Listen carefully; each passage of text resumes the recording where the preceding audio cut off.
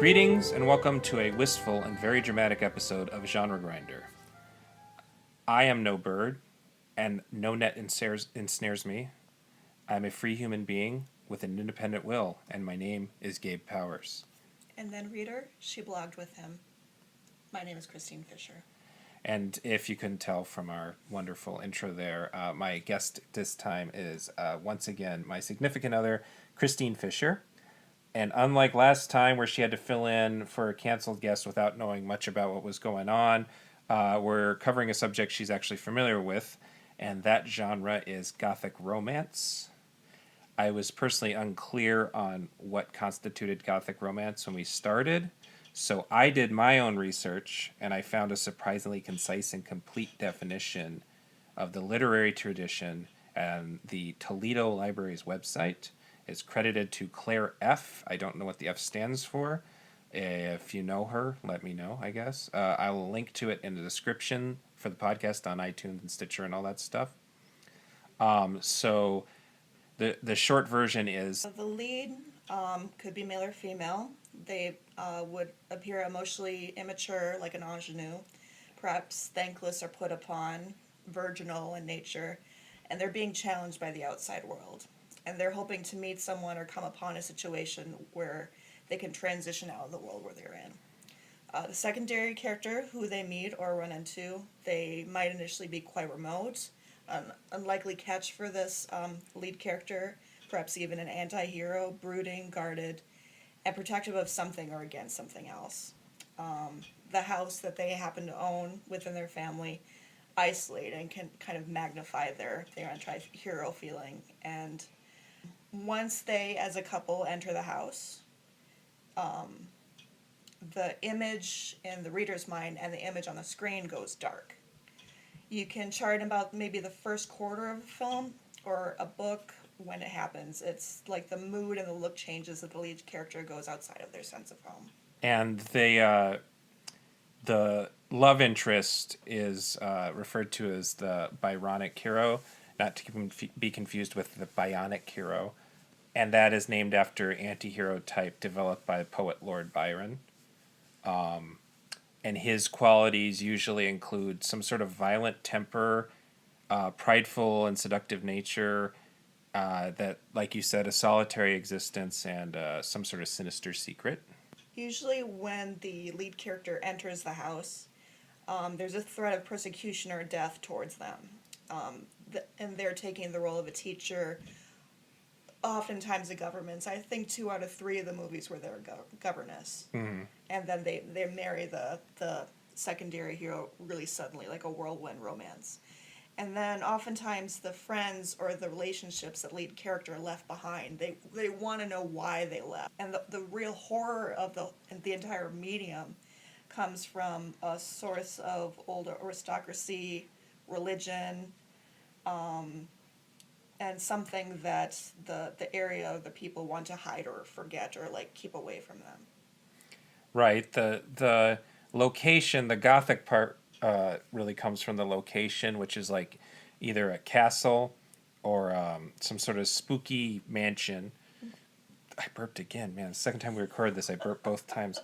And yeah, these are usually passed down by generations to the Byronic hero.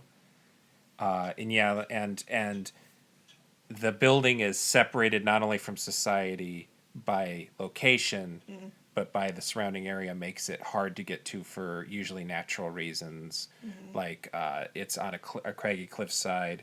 There's some sort of really thick forest. There's wolves in the area, as in one case. Or there's just something as simple as a moat.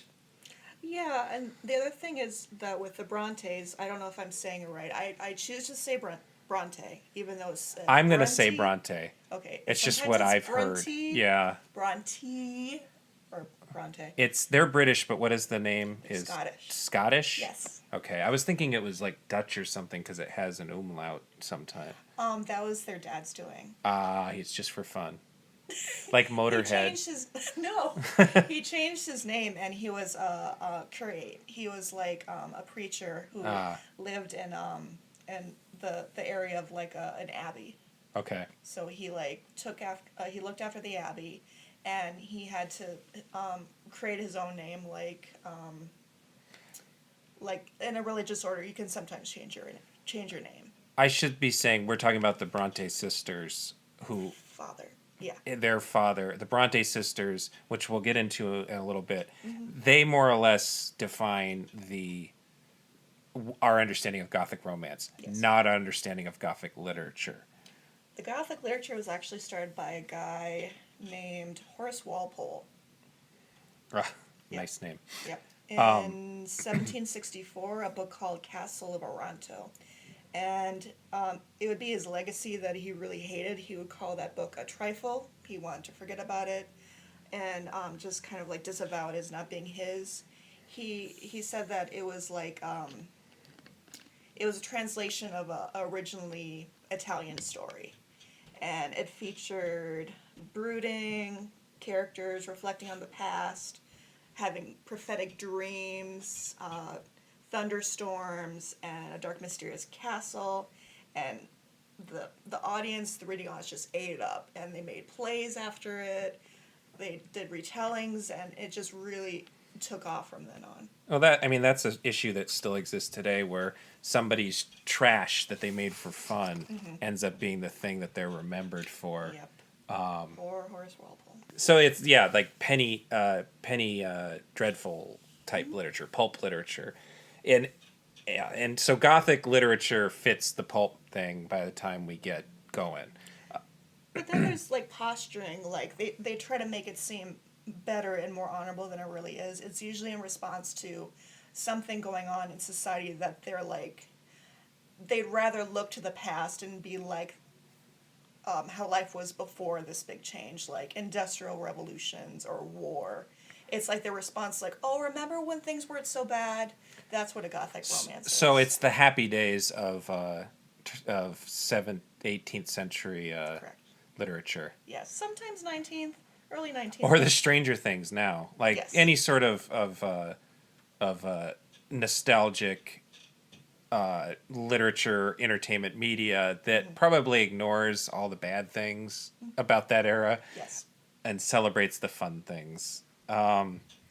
So another thing that often happens in these stories is that there will be the house itself will be in disrepair, and it will have a staff of servants. And Sometimes they're with the lead character, and they want to like help them like as a stable Right. part. They're like they recognize that they're going to be the lady or the man of the house and marry their master or mistress eventually, make life Or- better for them. or they can like be against them. Like you'll never be as good as so who's the prior lead to this house. You'll never measure up to who they were. And I didn't find an example of this, but I'm sure that there's an example of a servant who is in love with the hero, and he or she is trying to mess up the thing. I can't think of an example of that because Rebecca Mrs. Danvers. is she really in love with? Yes. She's I like thought the that lady- she was really Do you in remember love. that part when she was like, the lady touched this pillow? No, she's in love with Sometimes the dead wife. She's not Oh. interested in the dude. Oh, the I'm sure there's master. also an example of a servant who is interested in the master and doesn't think that this woman's good enough. I think they're interested in the masters, like, retaining what role they have, but not, like, wanting them for themselves. There's, like, a big, like, upstairs, downstairs, like, Yeah. barrier between one another. Like, they can't imagine something Like, that. and another way to think of this is if you're someone listening and you still you're not familiar with this, a Downton Abbey. If it was told from one of the many characters that comes into Downton Abbey, Yeah, like a guess. if it was told from their point of view, there would be a certain Gothic romanticism. There would be more of a Victorian romance, I suppose, in Downton Abbey's case, but it's still similar. Post-Victorian, maybe Edwardian. Yeah, there's still a similar dynamic going on. We're just seeing it from a different point of view. And then some of these stories are horror stories, and there is a supernatural element. Often has something to do with the location. It's some sort of haunting, usually. So it's either the family of the master, the Byronic hero. If he's truly a villain, it is a lover or wife that he killed. Yes. A good example of this that we're not going to cover, so I'll just mention it, is Guillermo del Toro's Crimson Peak. is a perfect encapsulation of how horror elements can fit a Gothic romance. And I know that he was really, in interviews, he was really sure to explain that that movie was a Gothic romance that happened to be a ghost story, not just a ghost story. I think what's important too is that sometimes the house is a character and that it influences the people inside of it. Like windows close, or there's a storm that like blows into somewhere, or it's like the house is forcing them to do something supernaturally or putting them into a trance, or phantom voices and laughter and music, and it just has an effect on the people inside to either keep them there, to see it as being a refuge, or forcing them out because they don't belong. Right. So it's a lot of Poe stories that have that kind of that the location itself has a curse, even if it's not a literal curse, even if it's just like a emotional curse. And then with like the telltale heart, you're imbuing something from like a corporal body into a house, and the house is reflecting it and amplifying it. Like, this doesn't belong here. You need to like reverse something or to make things right again. Right, which is a common ghost story thing. So, I guess the point we're trying to get, I'm trying to get across here is that, hold on a second. Hey, get down. Frankie! Get down. Get all the way down. No, you're still up there. Hey! That's what I thought. Sorry. I don't know if I'll cut that out, but if I don't, our cat was the one spot she's not allowed. And she's a black cat. Yeah, she is a very Gothic cat.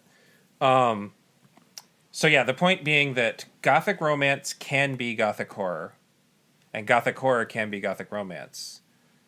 But all Gothic movies aren't Gothic romances. No. There can be Gothic movies that are war movies. There can be Gothic movies that are thrillers, that are horror movies. And I'm making a real effort to try to not assign it to the lead always being a woman. Right. That is very often not the case. Not even like a cis male with like female like weak or like simpering qualities. It can honestly be a man or a woman in either role. Right. And so I guess a good example of some overlap, the original Dracula is a Gothic horror, depending on which angle you read it from or it's told from. And then that's a case where the man is that is a male/male Gothic romance. Yes. Carmilla, Dr. Jekyll and Mr. Hyde to a certain degree. Frankie's wheezing. Uh-oh, now the cat's barfing. No, just wheezing. I think that something to consider, whether it's Gothic romance or Gothic horror, is that either way, there's a big question that needs to be addressed. What's being hidden? What is being shielded, and from one person to another, why they're deciding to do that, and if the lead character escapes it, or they get away from where they need to be, or if they succumb to it, or they let it win, or they glom themselves onto the house or to the area. Yeah, that's something that I hadn't thought about, that none of these stories are specifically happy endings or sad endings. It's all across the board. There's times where they're in it, they're settled, they're at a really good place, and something happens to like break their dream or make them leave. They go back to where they were at the start of the story, but the house just brings them back. Yeah. Some sort of situation happens where the secondary hero realizes what they've done, and then they ultimately go back. I again, another note I made myself is that if you really want to boil this down to the easiest to understand example that everybody's seen, Disney's Beauty and the Beast is a Gothic horror.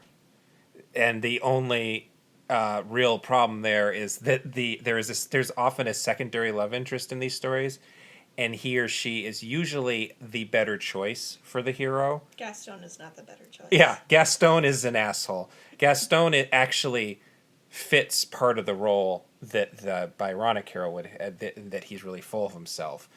But the Beast fits all the other stuff, and that he has a violent temper and a dark past and something he's hiding. Gaston represents the area where Belle is from. Yeah, he's the the familial element, the thing she's trying to escape. Great big catch, that the best that her village has to offer her. Right. So, we were going to cover a pretty wide range of movies, but as soon as we started talking about this and taking notes, I decided to limit us to what I would call movies from this classic era of these. These movies have been around since the silent era, and a lot of them are adaptations. And we will cover more modern versions at another time. I just kind of cut them off the list. So the 3 movies we're going to be talking about here are from the sound era. They are the most classic of all these stories probably is Jane Eyre, and we're going to cover the 1943 Robert Stevenson version of that, and then Dragonwyck is another older story, and we will be covering the 1946 Joseph Mankiewicz version, and then because this is my podcast, we had to throw in an Italian one, so I picked Mario Bava's The Whip and the Body.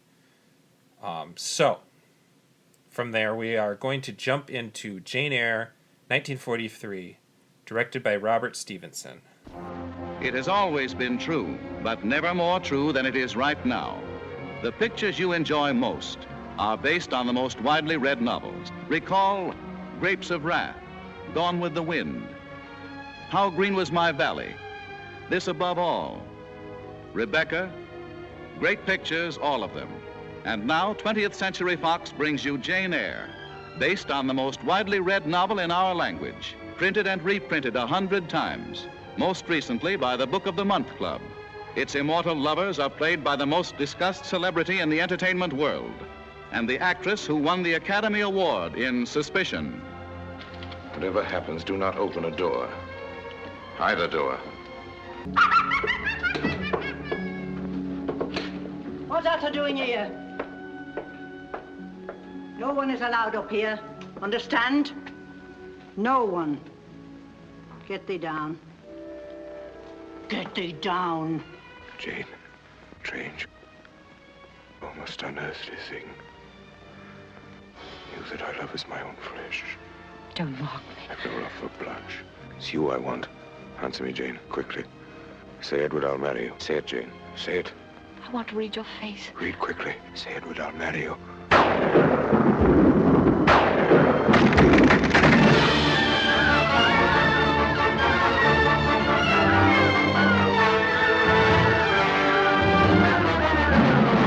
This was developed by David O. Selznick, who's known for Gone with the Wind, and Hitchcock's Rebecca, which is probably actually my personal favorite of what I've seen from this era of Gothic romance stories.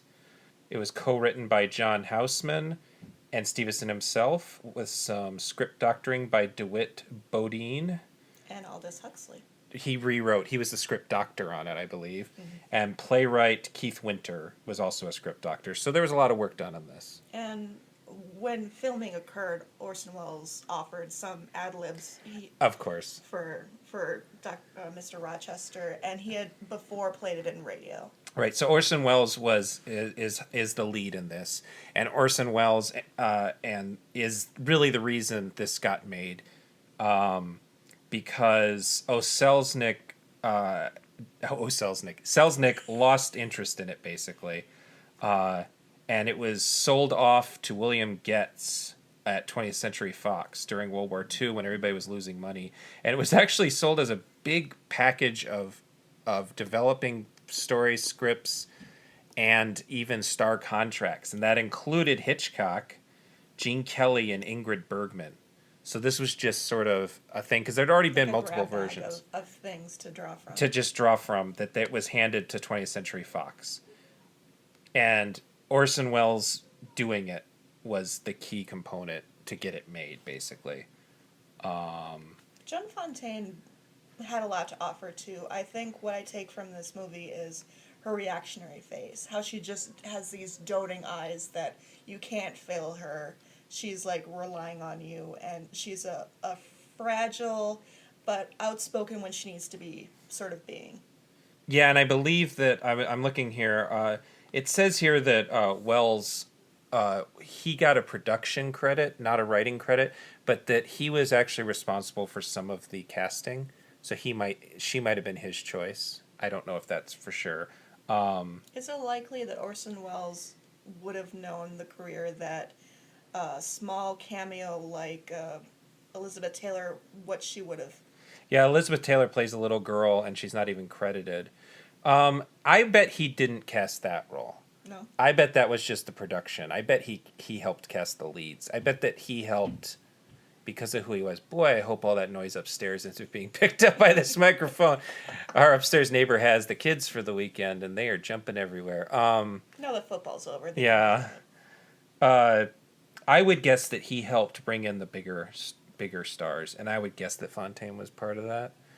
That's just a guess, though. But so yeah, this was a story by Charlotte Bronte, Published in 1847. and her pen name was Currer Bell. Currer Bell.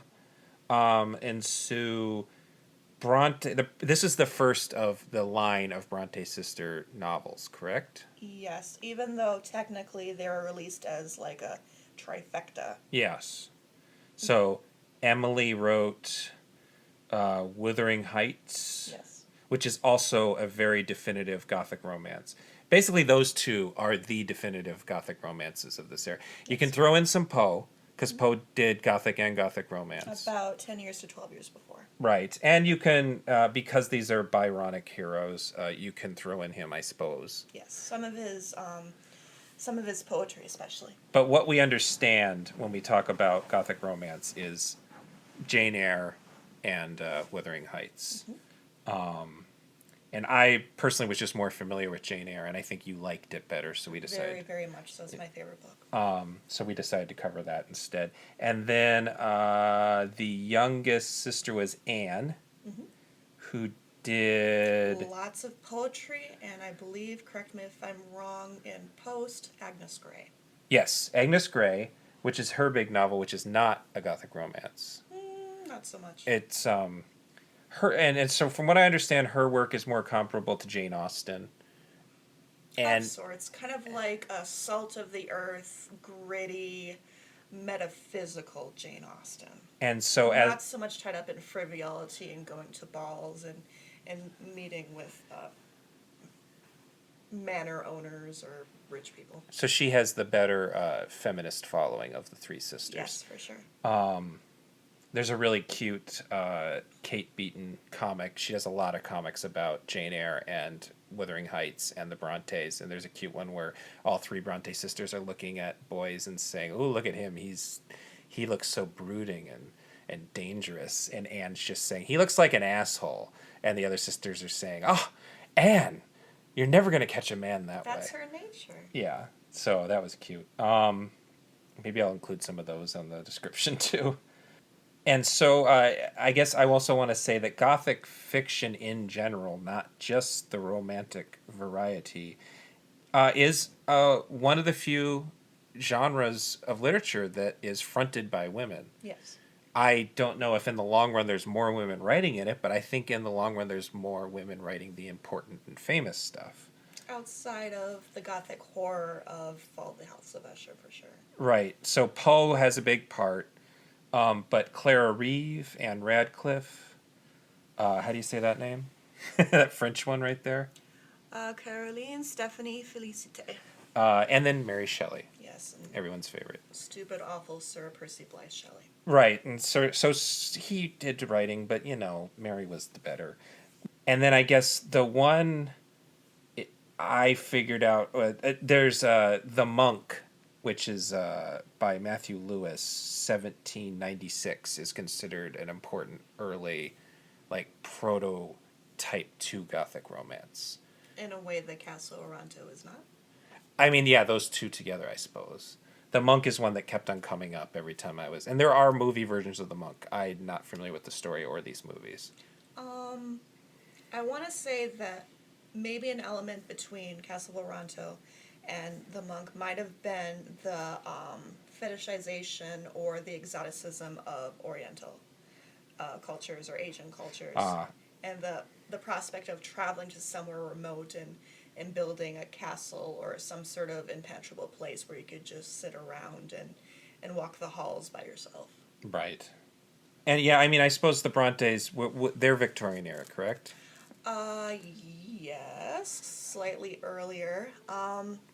What had happened is that Charlotte was really inspired by her and her sisters and brothers being sent off to boarding school. And it was fronted by, usually there was a religious element to it. There was prayers in the morning.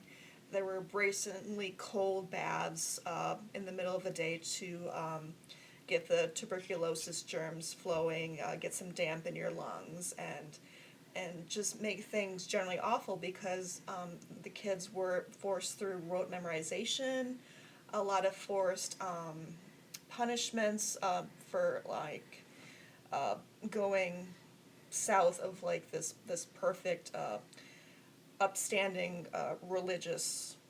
The rejection of religious themes is actually something that I want to talk about more for the second movie, just because I was surprised by how willing the Hays Code was to embrace it. Because the Hays Code was you had to be religiously respective, especially of Christian religions. There's a wee bit in the very, very beginning of Jane Eyre where Agnes Moorehead makes an appearance, and she and her kind of gluttonous son reject the young Jane Eyre when she's still a child from their household as being ungodly, Right. Very, very heathen-like, lower class, not of their household. And you could say that Agnes Moorehead's motherly character is kind of vain, pious to a fault, and that her son is just making Jane Eyre's life awful, that the prospect of going off to a boarding school seems very, very welcome to her. Yes, and also later on, escaping.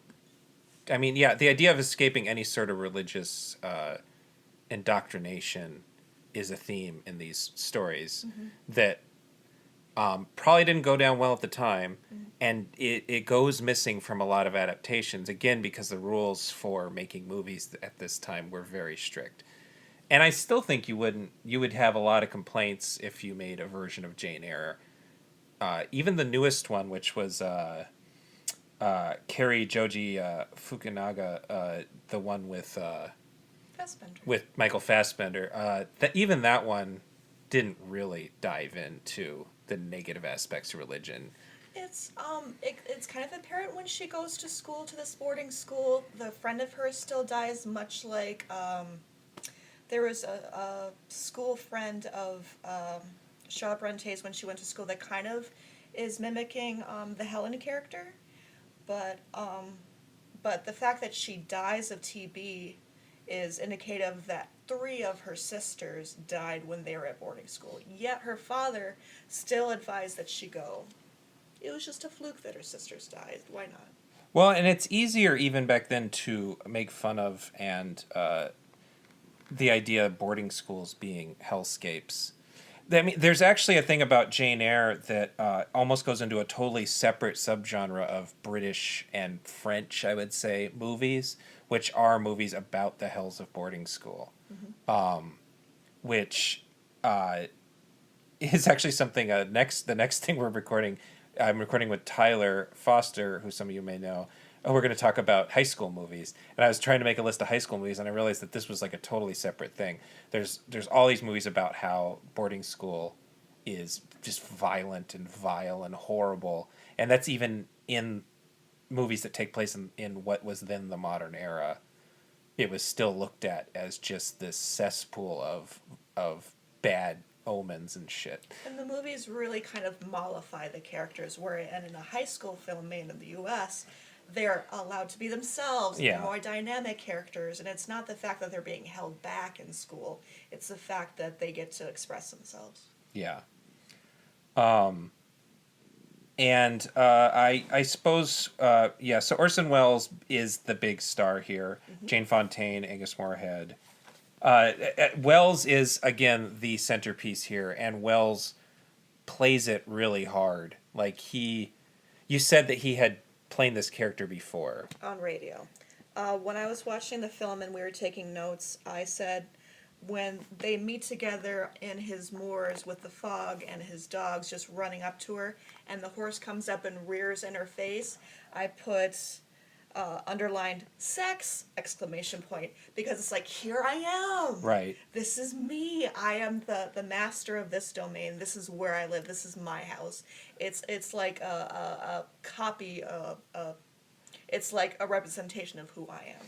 And he has this aloof sexiness that and he negs her basically. But in this case, he's not negging her. He's not doing it to lessen her value. No. He's doing it because he's kind of a bad person. And I think he's really trying to shield his naivete as who he was when he was younger. He's saying, I made stupid decisions, things you don't need to know about that I just need to, make penance to Right. in my older age. He's And hiding his own problems rather than doing this as a way to get her to be interested in him.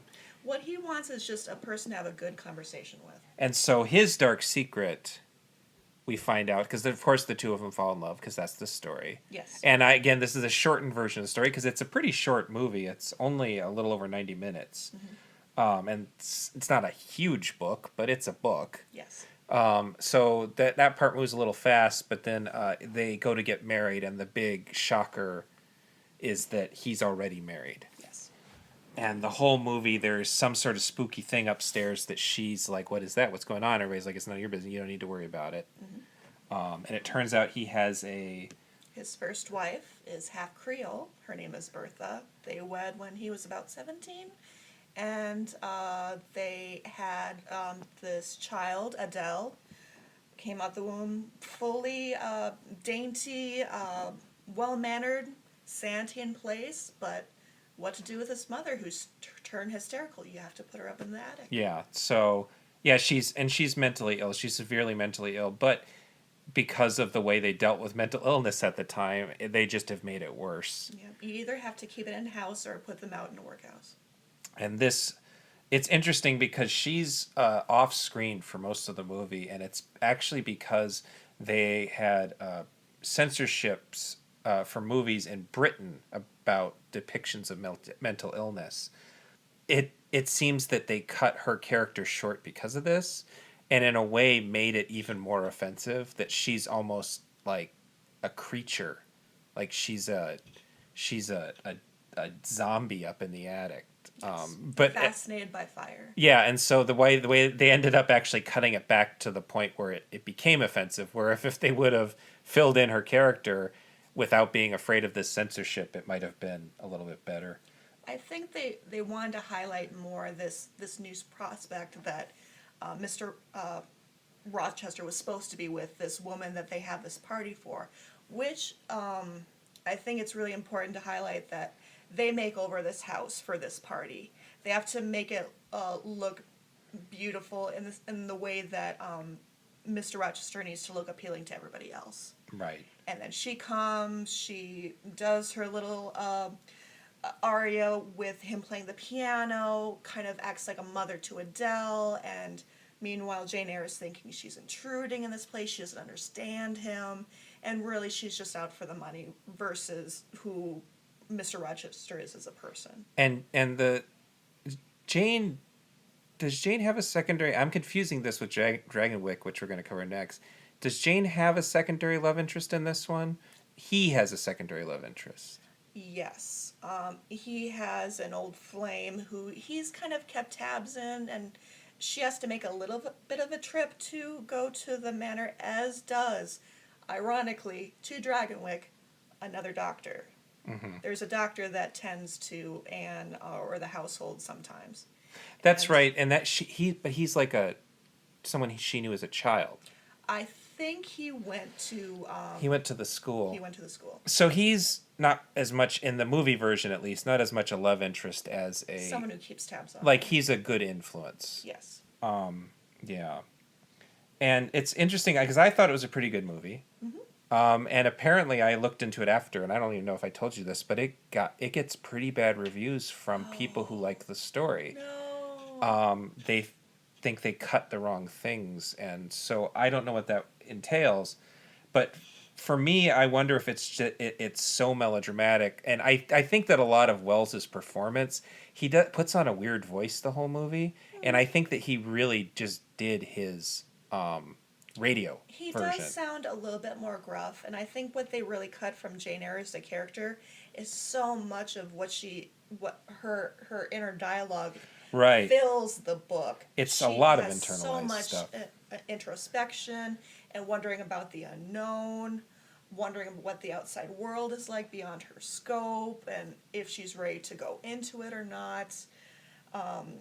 It's like the book really or the movie really coasts over that, and she I think the reason I like the book so much is because she really muses and really concerns herself with what is unjust and what is fair and what she deserves out of this life where she started out so undervalued and people were poking and prodding her to be a certain way. Yeah, and I don't know if this is correct, but I believe it was a pretty early example of a story being told from the protagonist's point of view with that much internalized dialogue. But yet she's addressing the reader as a reader. Right, and that was a kind of a unique framing device at the time. But yeah, so it's a lot of stuff you can't show on film. You just can't. And I don't know. I've only seen this version and the Fukunaga version. I thought they were both pretty similar, honestly. The Fukunaga version's longer, so it's got more going on. But yeah, I mean, it is melodramatic, and it was made at a time when melodrama was popular, and I could see that turning some people off. But at the same time, Stevenson goes all in on the Gothic. Yep, And lots of fog, lots of shadows. Shadows, fog. The building itself looks like a horror movie set. Well, even more when it's burned down. Yeah. I mean, it can't help that. But you could just show sequences out of context, and someone might assume this was a Universal horror movie. Yes. And I should mention that Stevenson was an A-list director. He was a big deal. But he actually became more famous in the 50s and 60s after this for making Disney movies. He made Old Yeller, both Absent-Minded Professor movies, and he made Mary Poppins. And the Mary Poppins follow-up, Bedknobs and Broomsticks. So he was a very good technical director, because those are all very special effects heavy movies. Which is interesting because those are huge Technicolor movies, and this is a black and Very white. muted. Yeah, and so it's kind of cool as a film fan to see how the range of this guy's stuff. Because I might not have known that. I would have only known his Disney stuff. Yeah, again, I also wrote another note about Beauty and the Beast because I think Disney's version of Beauty and the Beast borrowed from this story. I think that they changed the original fairy tale quite a bit to fit Jane Eyre's basic structure. I mean, there's a little bit of Jane really getting involved with books and quoting and reading a lot. That might have contributed to Belle's, interest in books. There is a part where she goes through the main gate. I remember there's actually a pretty good jump scare when Jane hears a scream coming from the upstairs room. Yes. Yeah, it's pretty effective horror movie, honestly, but it's not a horror movie. There's no ghosts.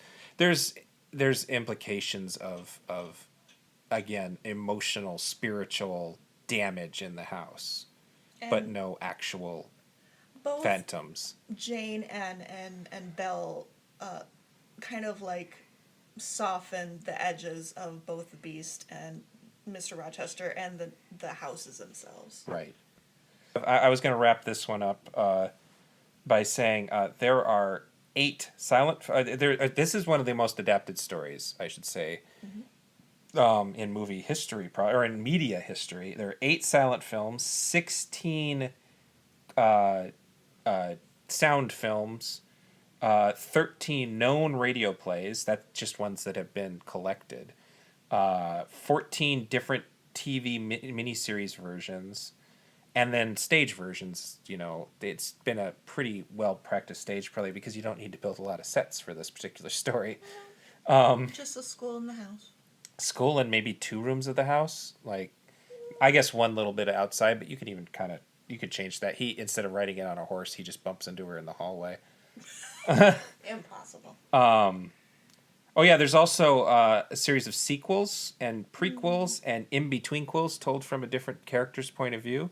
There's comic books. There's spin-offs. It's one of my favorites is Jacques Turner's I Walked with a Zombie, produced by Val Lewton, which was actually released just before this version. Oh. And takes the structure. It says it's based on a novel by Inez Wallace, but it really takes the structure of Jane Eyre and puts spooky horror movie stuff over it. And then it was sold as a scary movie, but it, like all these Val Lewton movies, it's actually much more of a romantic kind of emotionally spooky exploration. It's not really a horror movie by the standards of, especially what a B horror movie would have been like in the 40s and 50s. Anything else about Jane Eyre that you got? Just the fact that Rochester is usually framed by the elements, like wind and fire. Yeah. Yeah, I mean, and that also goes to, I think, if I'm remembering correctly, he has makeup on even to make him look ruddy. Yes. That might be a nod to Heathcliff from Wuthering Heights being described and jeered as being a gypsy. He's definitely a dark, kind of brooding fellow. Ethnic, quote unquote. Yes. Yep.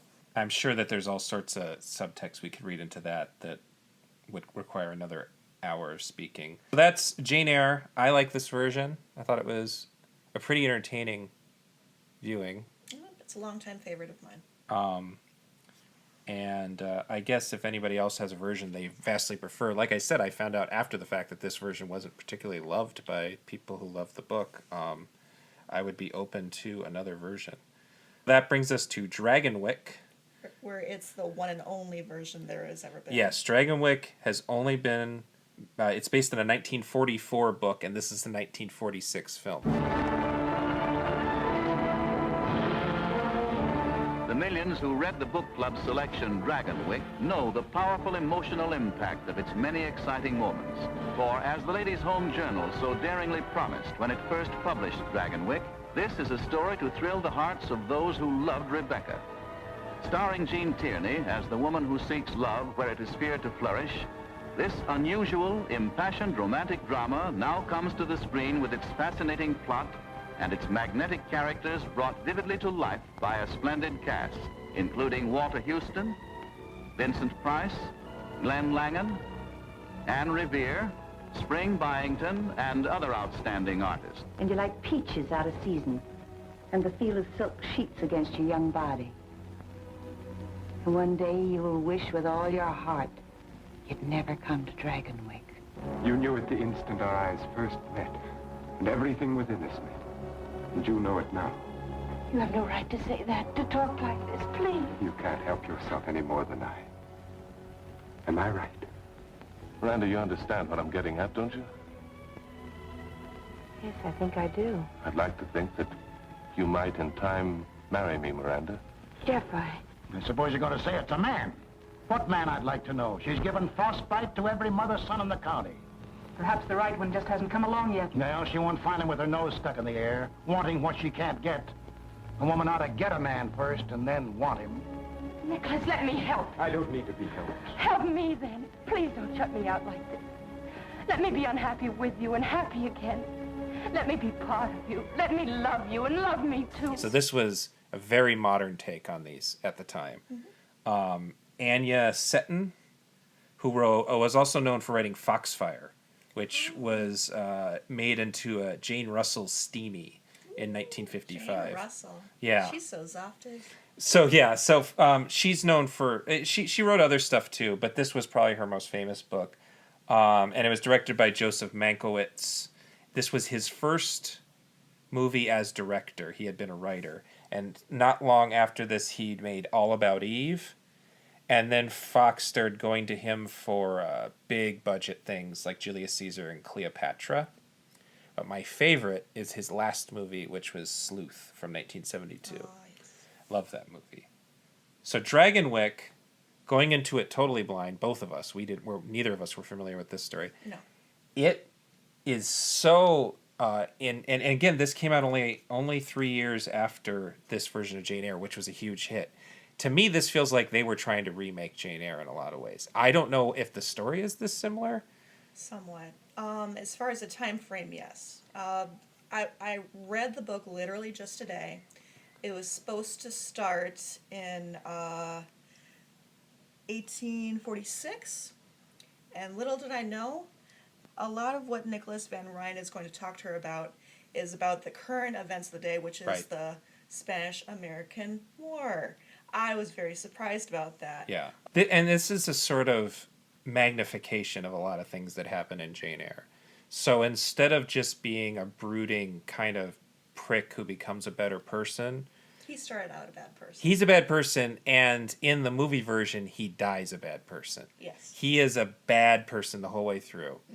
If Vincent Price is the lead, yes, and the character Vincent Price is playing is a character he kept on growing into over his career, but even at this point, he was starting to be typecast as this kind of guy. But he's still young and virile enough to be a romantic lead at this point in his career instead of just the spooky guy. This story has that. It really magnifies the religious aspects of Jane Eyre. The heroine's father is his Christianity is ruining her life in effect, yes, she wants to leave and her family. She wants to get out of there. She's not picked up. She's not a foundling like Jane Eyre is. She has parents. She has a sister. She has a household, in which she is sent a letter by the Van Ryns, sight unseen, asking them to give up one of their daughters to be sent to the Dragonwyck household, and to act as a teacher. That's right, to Katrine. To their child, who is a weirdo. But she's like a humble, kind of like homely weirdo. Right. And who doesn't think her parents love her. Van Ryn is absolutely obsessed with the aesthetic of wealth. If he wasn't played by Vincent Price, the charm would have been entirely lost on me. He would have been just the villain of the story. Vincent Price is good enough to push him beyond this. But so the thing is that it's magnified all these things, so it's a little bit trashy, especially compared to Jane Eyre. But like a lot of trashy horror movies, it's really a allegory for class warfare. Class warfare. It really, and like changing someone, like molding them to who you want to be. Ultimately, he wants an heir to the household. Right, and I shouldn't even say allegory. It's like just the flat out text of it is that he's a patroon, and a patroon was a word I had to look up. A patroon is this is the definition I found on Wikipedia, a landholder with manorial rights to large tracts of land, and this is based on a 17th century Dutch colony leadership role of New Netherland on the east coast of North America. Correct. A patroon could create civil and criminal courts, appoint local officials, and held land in perpetuity, which is the reason he needs an heir. Yes. It was basically slavery. The people he worked for had to work for him, and he was the boss. And he owned their land. He owned their land. They were his tenants. They couldn't really make money off the land. They had to pay him to work, in other words. Yes. It was a very awful way of running things. And the story actually occurs at the end of something that ran from 1839 to 1845 called the Anti-Rent Wars, in which these renters declared independence from the patroons. And it wasn't a real war. It was it was a series of protests and stuff. And it didn't really tell me a lot about how it ended other than that anti-renters became a political force in New England, the New England area. And so you read the book. So I was guessing that the relationship between politics, religion, and wealth is a little bit more ambiguous than it is in the movie version. Yes. Because in the movie version, it is obvious and cut and dried. He really wants it. It really could have been either Miranda. That's the female lead, Miranda. I couldn't remember her name. It could have been Miranda or her sister that could have gone to see them. Either one. He just happened to choose Miranda, and Miranda was really friggin' willing to leave. He grooms her, as I quote, to be an intelligent, doting, pretty parrot, no longer of the working class. The third-person narration versus the first-person narration from Jane Eyre, she's portrayed as being very vain, taking to this whole, like, upper class very easily. She dotes upon him, even though his wife is still alive and living, and she's kind of a glutton, which is kind of a reflection of how ungodly they are. And he is openly atheistic and doesn't want Miranda and him to go to church. And in the book, they actually meet Edgar Allan Poe. Yeah. So yeah, so that means it really was trying to be it's a reflection of the this is a Gothic romance in the same way that Scream is a slasher movie. The book itself opens with a poem from Edgar Allan Poe called Alone, and it's kind of a reflection of how Miranda will be in the book, kind of like left alone, and she'll get everything she wants but be left with nothing, and she'll have to make a choice. And what was it that he was addicted to? He refers to himself as a drug addict at a certain point, but I don't believe that they say what I assume it's opium. Yes, in the book it's overtly opium. He says that's what it is. I don't think they were allowed to. There was Hays Code era rules against drug use. Mm-hmm. So I think that just saying he was a drug addict was as close as they could come to explaining what it was. And then faced with the prospect that the current Mrs. Van Ryn, who's a glutton and really focused on getting the newest chocolates from New York City, once he knows that she can't bear his child, he poisons her very slowly with oleander. And that's where this one, again, trashy, but in a way I actually kind of liked, where there's a part where Price, he sort of, there's the oleander that is poisoning her, and he's looking at it and saying, "Isn't it beautiful?" And it just seems so alive that it makes you wonder if it can feel pain. And he pauses for a second and breaks one of its branches off. Because he's just that kind of person.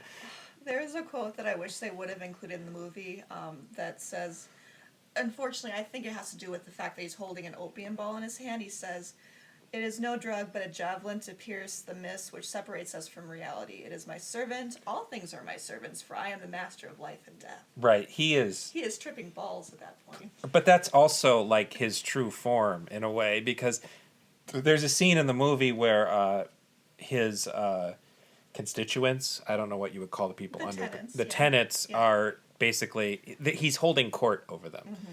And he's taking rent. Yeah, and he's taking rent, and they're trying to say it's what's his name from Harry Morgan. Harry Morgan from MASH. Dragnet. Yeah, and Dragnet. Speaking with an Irish accent, he's sort of holding. It's so weird. A lot of the tenants have Irish accents in this movie, even though it takes place in New England. Yeah,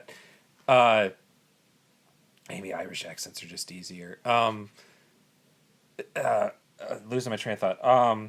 So he's holding court over them and kind of making fun of them, but there's a part where he stops and he's asking the people with I think it's Miranda. He's telling somebody to admire his chair. Yes. And he's talking about how old this chair is and that how it's totally worthless because no one likes it, but it's very old. And he says it represents 200 years of extreme discomfort.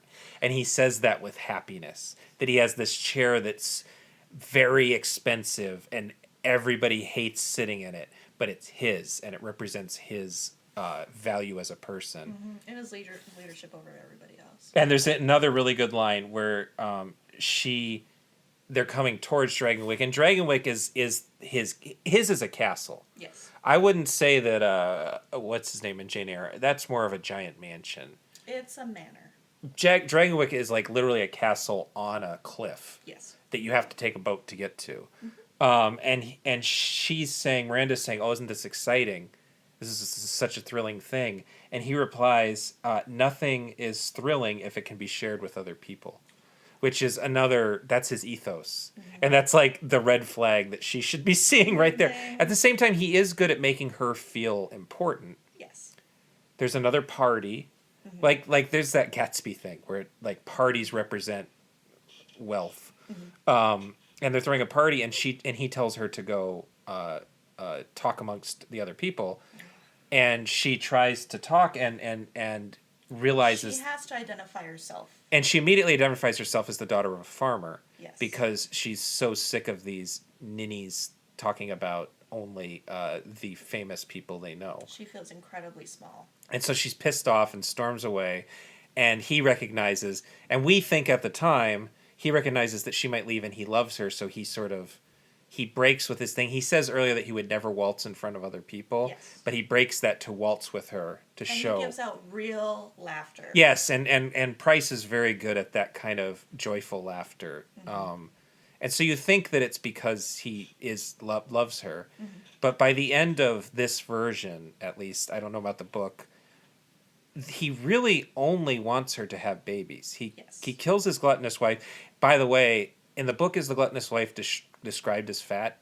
Yes. Because they hire a not fat actress, and she's shoving food in her mouth. And I was thinking, I bet this character's described as fat in the book, but you just don't hire overweight actor. Or maybe that was overweight by their... that one was not overweight. When he eventually...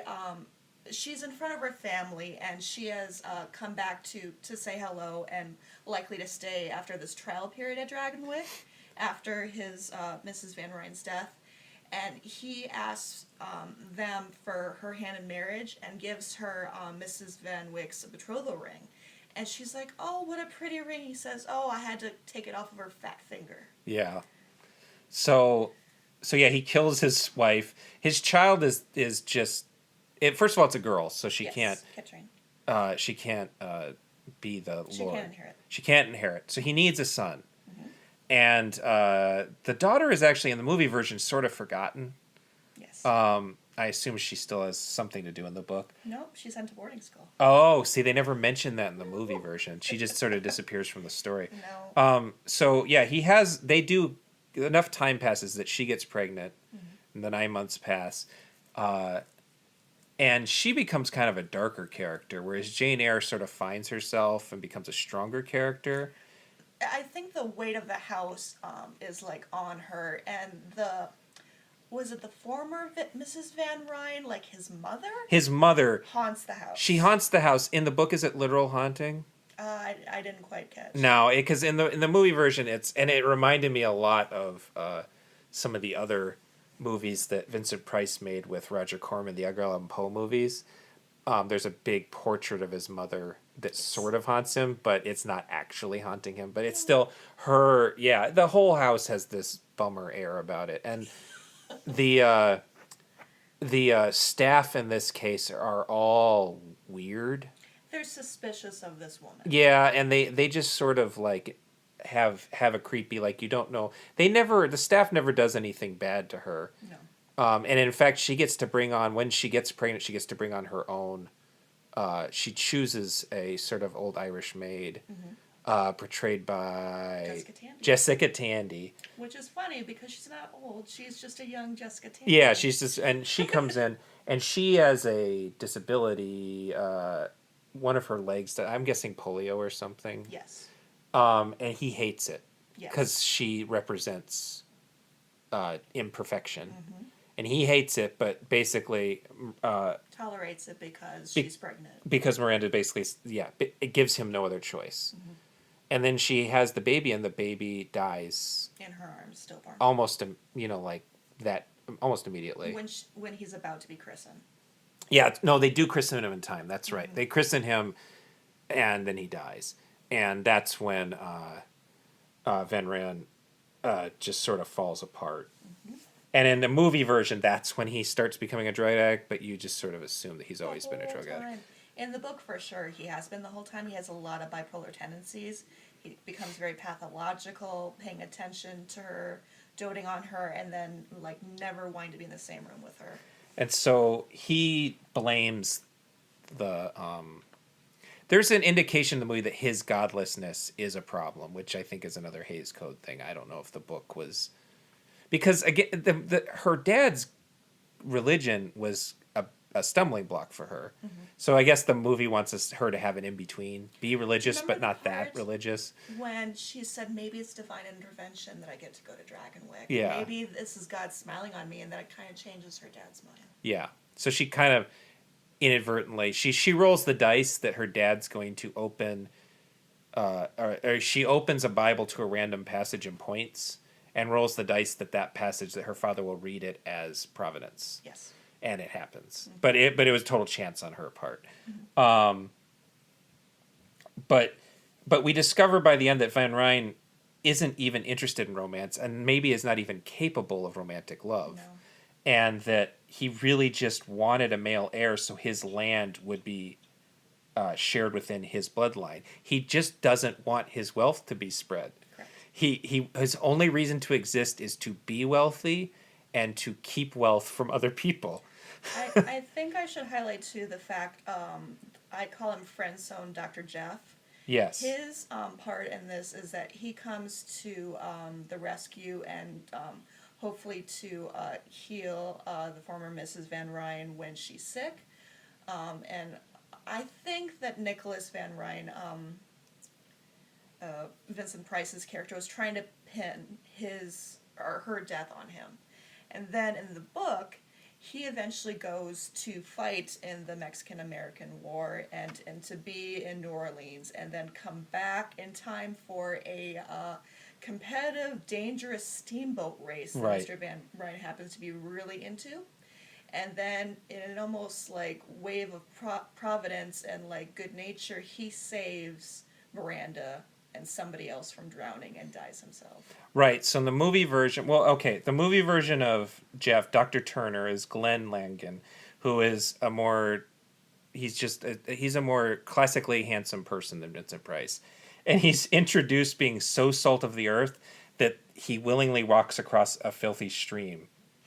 Like, the camera pans down and shows him willing to walk in the mud to come over and greet her. And it's the only person that makes Van Ryn's daughter happy. Yes. Like, he is such an extreme case of the better man in this situation, and he defends the workers, but he still will help Van Ryn even though he hates him because it's the right thing to do. It takes that to quite the extreme there. But yeah, the movie ends with him and I think just him. He figures out that Van Ryn killed his wife. Yes. And Van Ryn actually uses him because he talks him into spending the night. So then the next morning when his wife is dead, there can be a doctor that will pronounce her dead. Yes. And he figures it out and he brings it to the police and the police come to investigate. And Van Ryn threatens to kill them with a gun and ends up getting shot himself and dies. I remember him falling on a knife. No, he pulls out a gun and he's about to shoot, and the police have their like musket guns and they shoot him. And he's mere steps away from that chair that he loves. He ends up landing in the chair. Yeah. Oh. So yeah, the movie version just flat out kills him as the villain, which again I think is a Hays Code thing, where the villain can't survive. He has to be punished. And so in the book version he has a bit of a redemption. I did find that out even without reading the book. He dies a better person.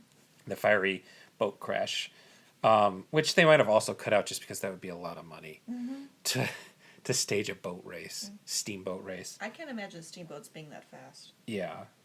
But I did like this movie because of its trashier element. There's just this open cruelty to all the characters in it.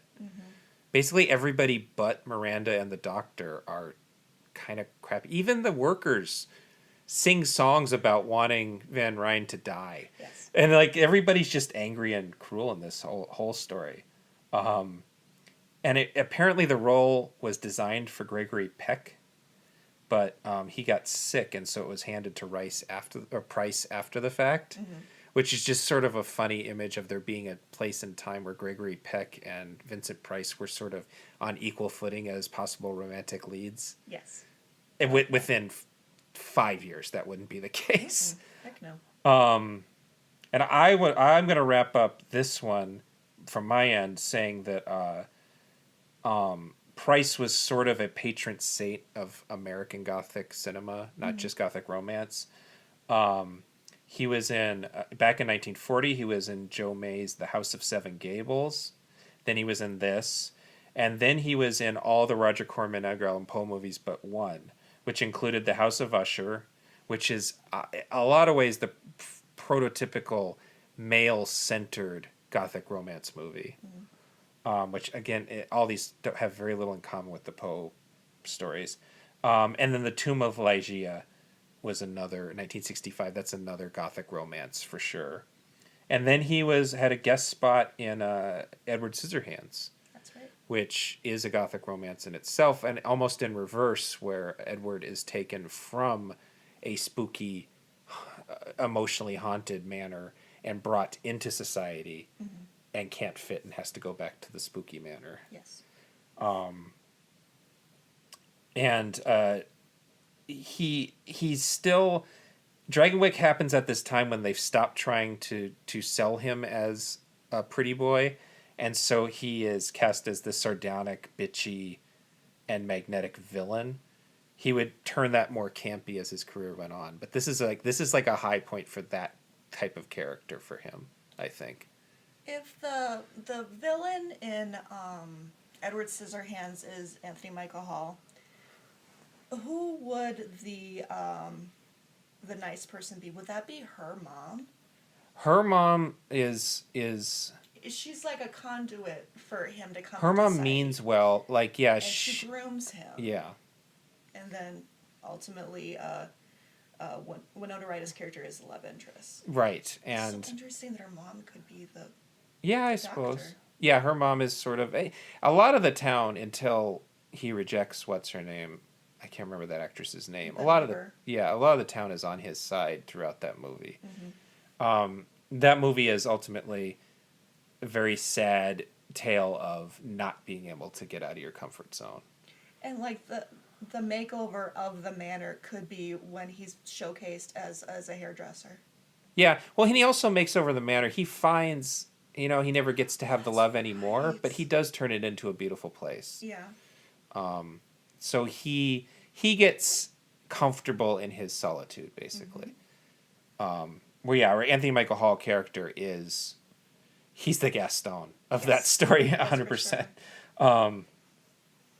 Yeah. And I also think Crimson Peak took a lot from this particular story. Yes.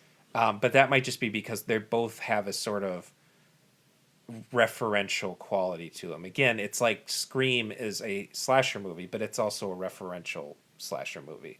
Whereas I feel like this is really a referential Gothic romance. And I think that in 1940s, it would have felt more like what Scream felt like in the 90s.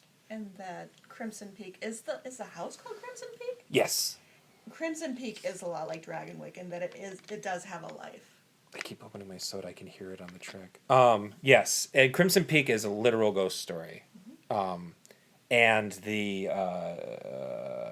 what's his name? Who plays Loki is Tom Hiddleston. Tom Hiddleston character is not the villain in that case. No, he's the anti-hero. Yeah, we think he's the villain.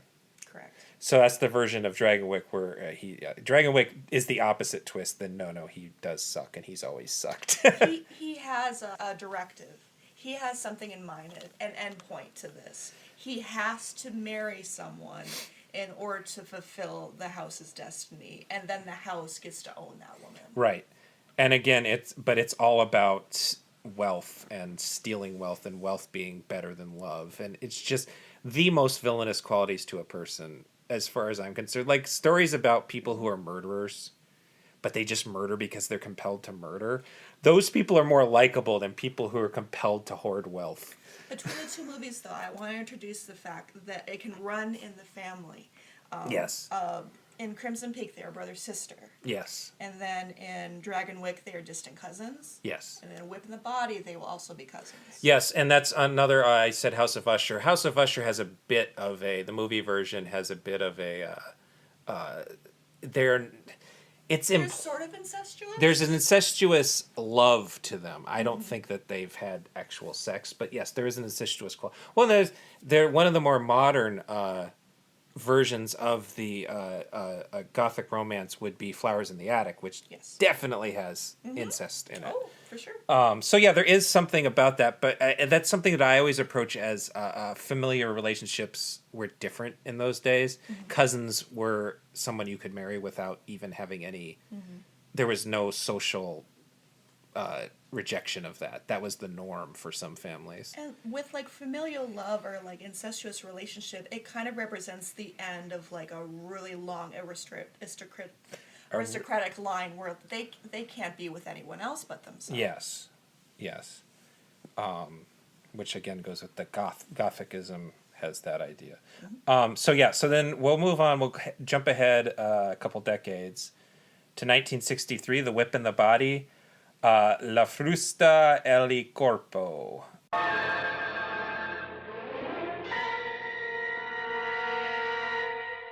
Ho giurato che prima di morire vedrò questa lama piantata nella gola di quell'uomo.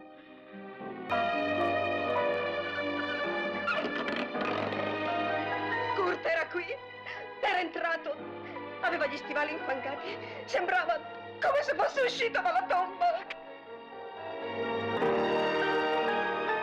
Ti faccio paura, eppure una volta ti piaceva. Sì, una volta. Ti è sempre piaciuta la violenza. Sei mia, sarai sempre mia.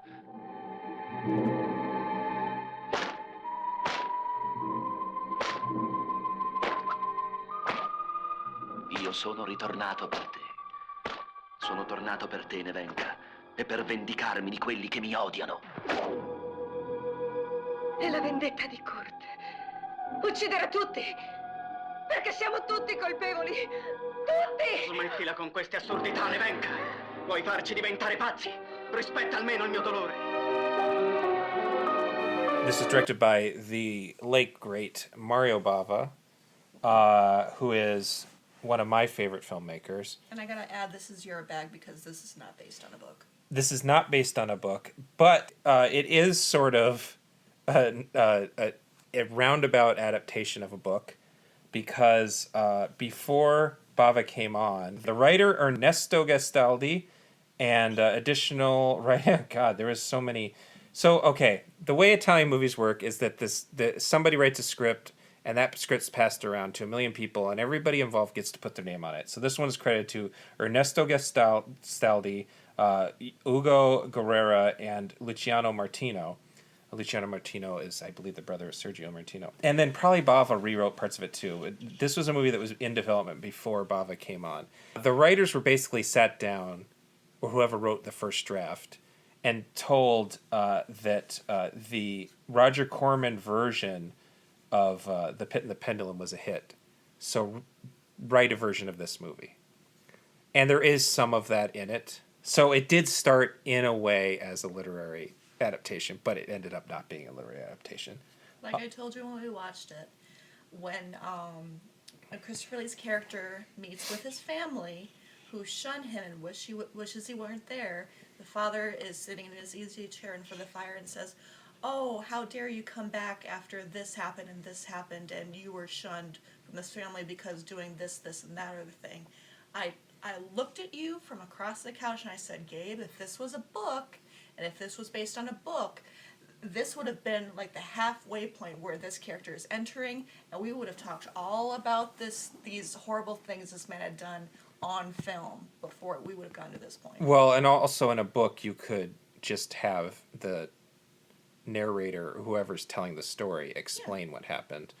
And there's another weird thing about The Whip and the Body is that it was designed with it was designed to trick Italian audiences into thinking it was a English-made movie, which is not actually as uncommon as you would think. If it was an English movie, you'd let Christopher Lee speak. Right, and so, but there's also a way of the language in this movie, which is a kind of the way that characters explain the story directly to other characters. Yes. Is something that happens in a lot of these early-ish Italian horror movies, and I think it's just a way of storytelling for them.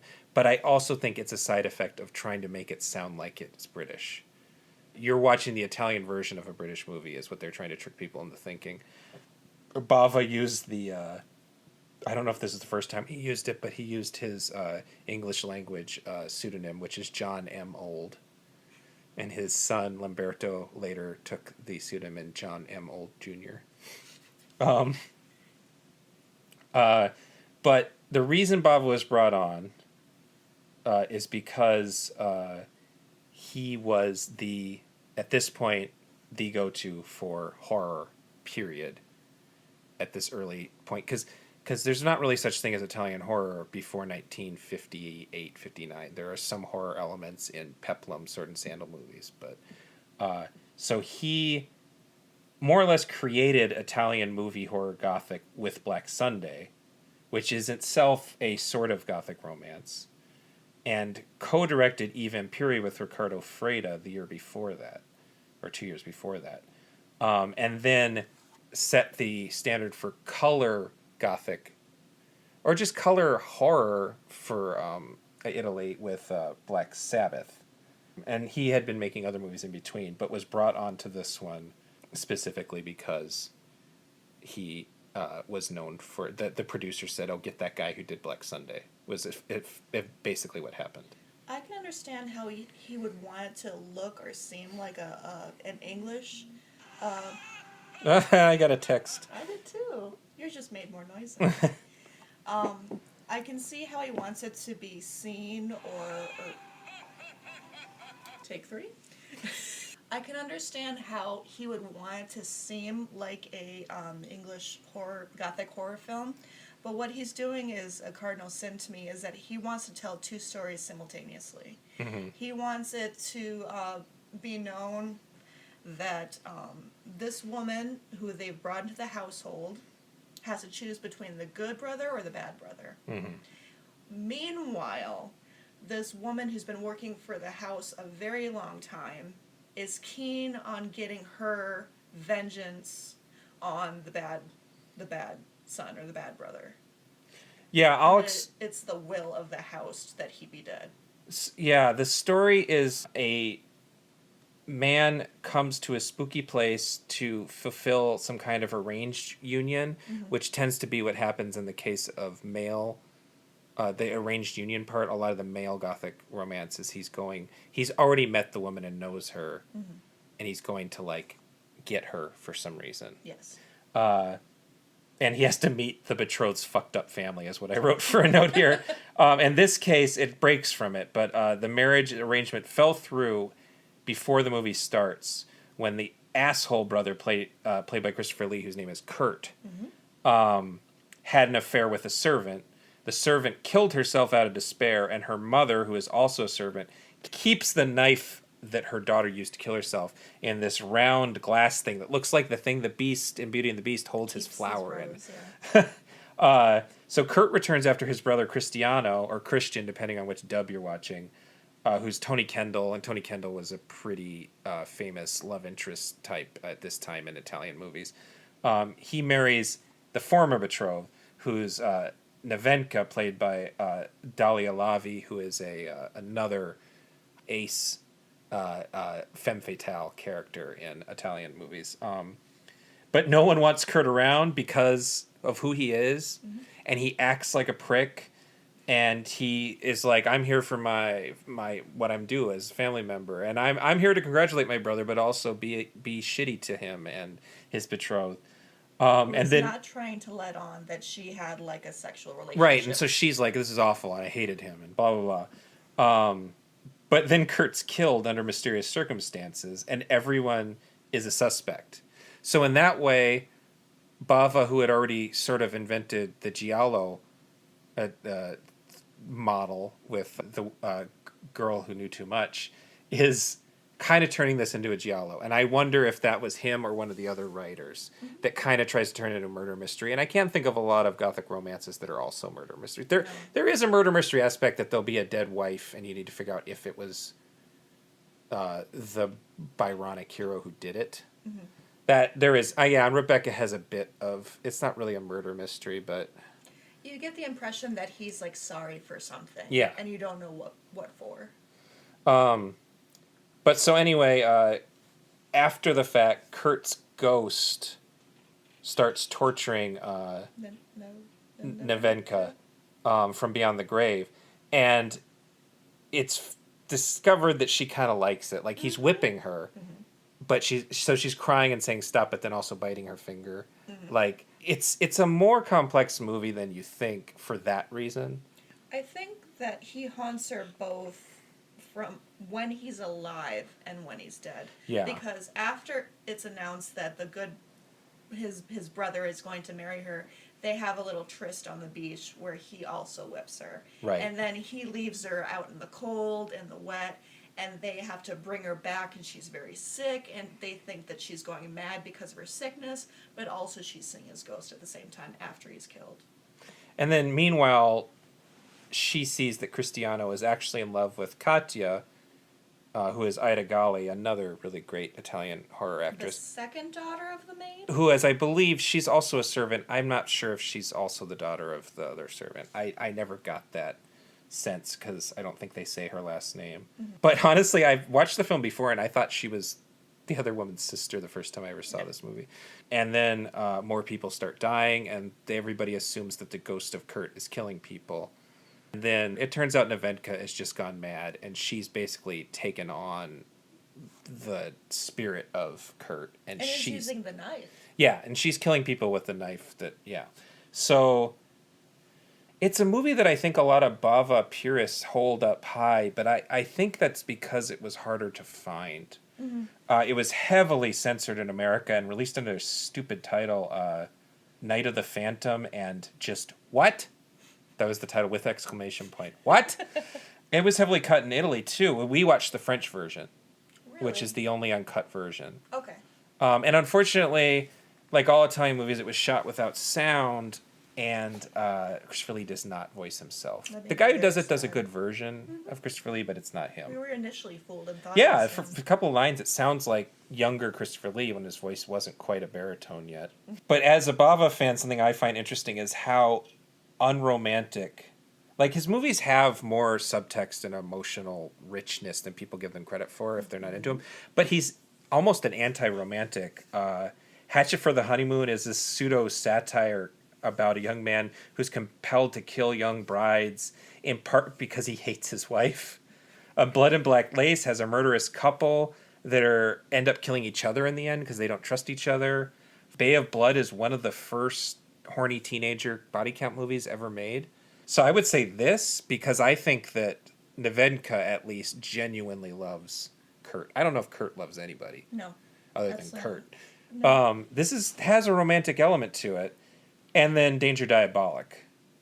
Because Diabolic and Eva are also super into each other and have lots of loving scenes together. But that was in a comic. That was already established. Yes. I think that Bava actually likes to make fun of romance more than he likes to portray it.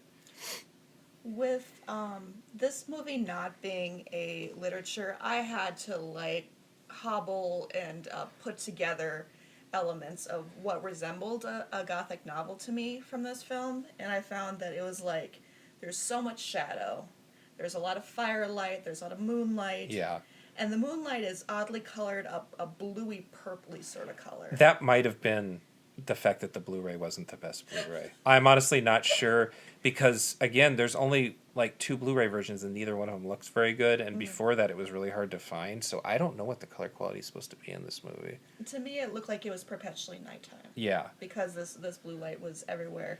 And I think he tried to include a lot of fabric textures. There was a lot of velvet window dressings, curtains, lace, on people's clothing, off of a table, in your bed linens, and the kind of loopy string and piano themes just were all over it. And what I was really really taken in by the fact that the father's room the entry of it was a secret panel. You had to turn the candlestick a certain way to open it from the inside out. And then, was it a bookcase on the outside in? Yeah, and that is an element taken directly from Black Sunday. Mm. I don't know if Bava put it in there or if whoever Black Sunday wrote came later? First. Black Sunday was the movie that made Italian horror hot, 1960. So I bet Bava didn't even put that in there. I bet that the original writer put that in there to be like Bava. Thanks. Thanks for that. Well, and what's interesting about it, watching it again, is that Bava makes such great use out of no money and shitty sets that I think this was one of the times he had a little bit more money and a good set, and it doesn't look quite as good as some of the other ones. So I wonder if it was rushed or his heart wasn't as in it as some of the stuff, but some of it's really great. And Lee is having a good time. Whether And he's alive or dead. And Dahlia Lavi, I think, is great as Nevenka. I love her in this because she's just so frantic and just over the top. I love her. That role was clearly designed for Barbara Steele, though. Oh, yes. She is made up to look like Barbara Steele, yeah. And Barbara Steele was in both Black Sunday and The Pit and the Pendulum. Like, they were aiming for that. Yes. So they didn't get what they wanted, but I still think that it's good. And I love that it delivers on the just perversion of the whole thing. That it's not afraid of the sadomasochism, which is something that, you know, a decade earlier would have not. I mean, it was cut out of most versions of it, but you wouldn't have even touched upon it. It would have been implied through language.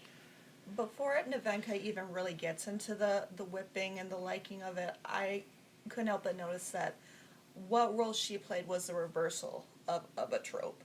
Was that she didn't need a man to be able to transform her. She needed a man to convince her that she should snuff out their primal urges. Like, marrying the good brother would do that. At the same time... She would learn not to hunger for the whip anymore. At the same time, maybe the whip wasn't the bad thing, and if her family hadn't been trying to make her stop doing that, and she would have just ended up with Kurt, and Kurt could have been a philanderer and a gross person, maybe that's what she wanted. She wanted to be the Maybe lady of she the wouldn't house. have turned into a murderer if she just got to go off and be the black sheep, you know? Instead of it being, like, you know, forced Yeah. against it. Like, no, you can't have that. Yeah.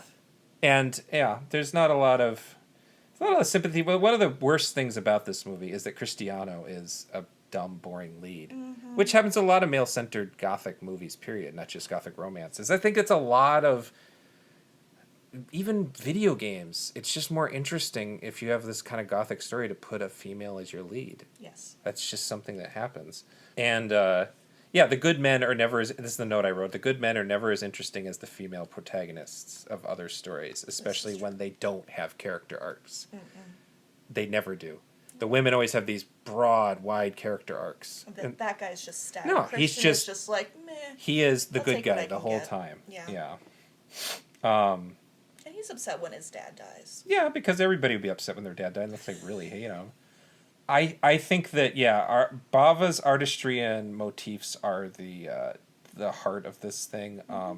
But yeah, I do have the book Mario Bava, All the Colors of the Dark by Tim Lucas, and he says the true auteur would be Ernesto Gestali. That's the note I was looking for earlier.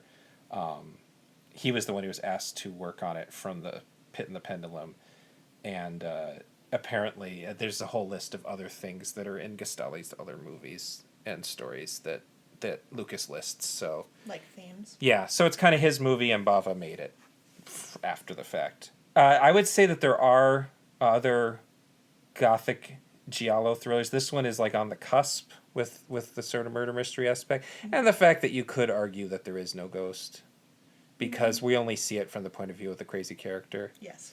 But there are Gothic, even Gothic romance gialli. I think the best one would be Emilio Mirigalia's The Red Queen Kills 7 Times.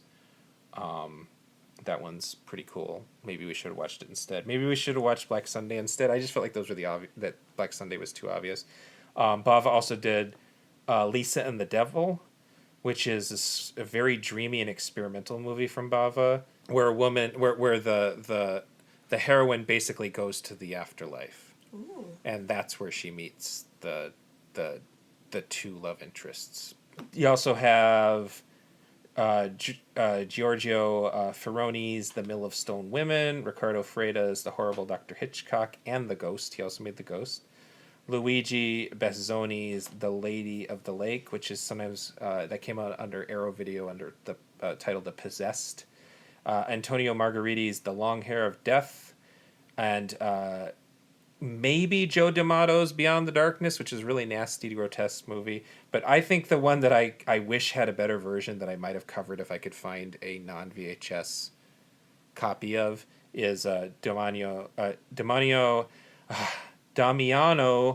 Damiani's, it's a hard name to say, Damiano Damiani's La Strega in Amor, The Witch in Love. That's this really cool movie where a guy basically goes to an estate to, I believe it's a library or some sort of whatever the estate has on. He's going there to catalog things, and there's a woman there who's either a ghost or a witch. And he's kind of warned off by another man who's already been there saying, you have to leave, you'll be drawn into her web. And it's a really great movie. It's just a library. Yeah. And also I should mention that Tim Burton and Guillermo del Toro cite Mario Bava as an influence all the time. But The Whip in the Body was hugely influential on the Pam Grier and Snoop Dogg horror movie Bones. That's blue too. Ernest Dickerson on the the DVD and Blu-ray extras actually points out scenes that he directly ripped off because he's proud of how he pulled them off. Which is, yeah, it seems like an unusual thing, but Bones is it's a romantic horror movie. With Gothic elements. I don't think I would call that one a Gothic romance. Is Snoop Dogg Kurt? Snoop Dogg is dead. Snoop Dogg's a bit of a Kurt. Really, it's the imagery. So there's parts in Whip in the Body where Kurt's reaching out at Nevenka. In this version, Snoop Dogg's reaching out but it's a special effect. So the perspective of his hand doesn't make sense. Stuff like that. It's an interesting movie because Dickerson makes good movies, at least good-looking movies. So we're going to draw this one to a conclusion here.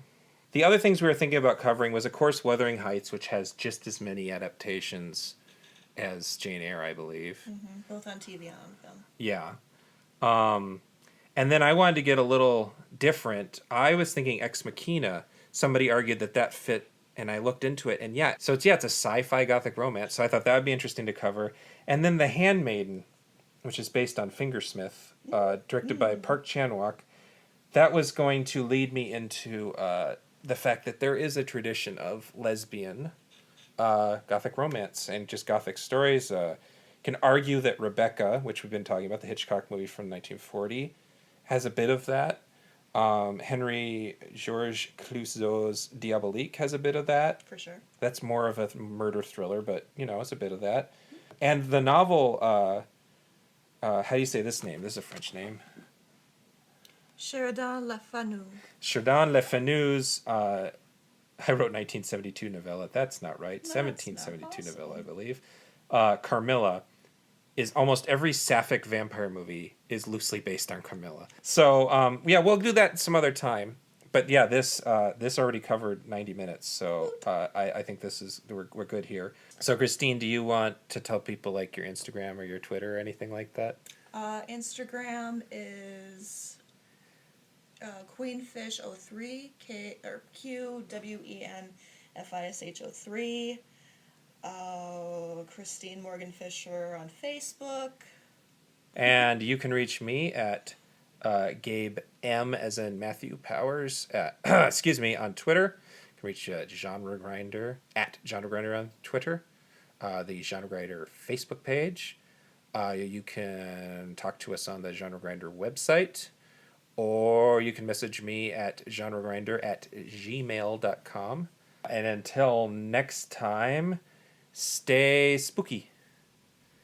And don't, get together with any Byronic heroes. And if you walk around the house from Whip in the Body, tell someone where you're going. Yeah, make sure you share your location. If it's a really big estate, you're going to get lost. And talk about the scary things you just saw. Don't keep it to yourself. Yeah, I mean, if you see a murder victim, you see a murder, report a murder. I believe they tell you that at all airports. See a murder, report a murder. All right. Bye-bye. You're number 2, I'll beat you black and